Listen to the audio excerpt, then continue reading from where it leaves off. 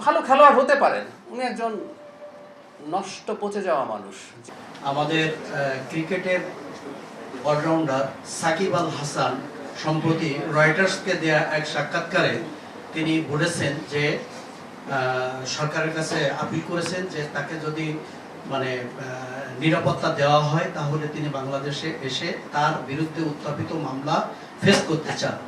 তো এ ধরনের একটি সাক্ষাৎকার থেকে বিশেষ করে সাকিব আল হাসানের মতো একটা মুখ সারা বিশ্বব্যাপী যেখানে অলরাউন্ডার, এই ধরনের একটা সাক্ষাৎকার থেকে বিদেশে আমাদের সম্পর্কে একটা ভুল ধারণাও সৃষ্টি হয়।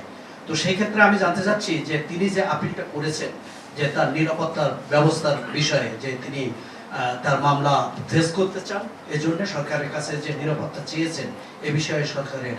সাকিব আল হাসান যদি দেশে আসেন, আপনার কি মনে হয় উনি নিরাপত্তাহীন থাকবেন? আপনি একটু জবাবটা দিন তো। ভালো খেলোয়াড় হতে পারেন, উনি একজন নষ্ট পচে যাওয়া মানুষ। যে মানুষ হাসিনার সাথে অ্যালাইন্ড হয় এবং এখনও অ্যালাইন্ড থাকেন, সেই 5 তারিখে তো তার বক্তব্য এসছে।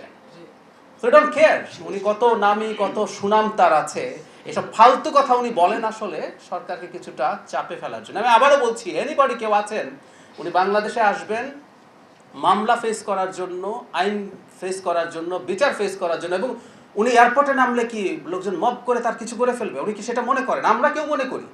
No way. উনি আসবেন এবং ওনার নিরাপত্তার মাধ্যমে উনি ফেস করবেন ওনার যা যা অভিযোগ আছে, এবং সেখানে যা যা আইনগত ব্যাপার আছে সব তিনি মেনে নিয়ে যদি আসেন, কোনো সমস্যা আমি দেখি না। এই প্রত্যেকটা কথা আসলে আমাদের এই সরকারের বিরুদ্ধে প্রোপাগান্ডা। যে মানুষটা স্টিল হাসিনার সাথে অ্যালাইন্ড হয়ে কথা বলে, সেইগুলো বলবে। We don't care.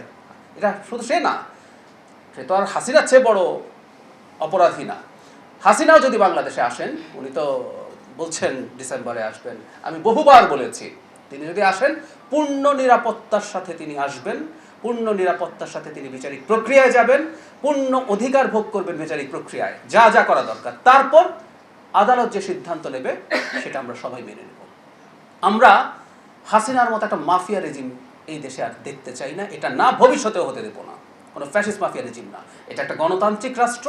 এখানে সবচেয়ে বিভৎস অপরাধীটাও তার নাগরিক অধিকার যা যা পাওয়া, সাংবিধানিক অধিকার যা যা পাওয়া, সেটা সাকিব আল হাসান হোক, সেটা হাসিনা হোক, তারা পাবেন। এটা ফর শিওর। যে আপনি একটা প্রশ্ন করছেন।